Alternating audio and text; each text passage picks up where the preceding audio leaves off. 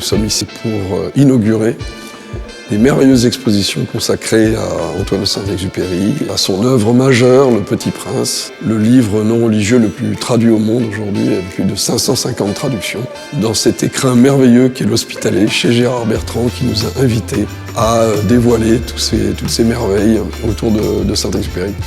On a bien travaillé avec toutes les équipes et l'équipe de la Fondation pour pouvoir donner le meilleur de nos collections à vos visiteurs.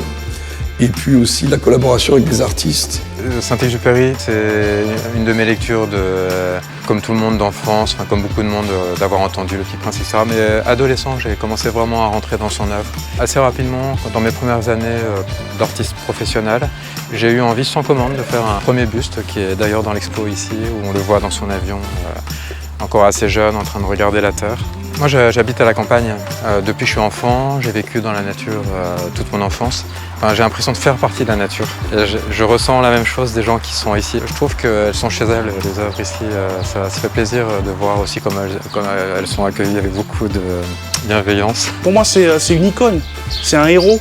Et je comparerais Saint-Exupéry à Bob Marley parce que dans leur dimension artistique, il y a cette façon de voir les choses qui est très enfantin, mais qui est tellement vrai.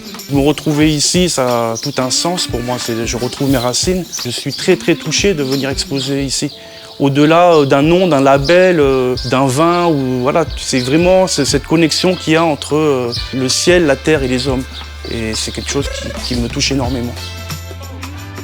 C'est-à-dire qu'il a été explorateur, il a été inventeur, il a été écrivain, il a participé à des films, etc. etc.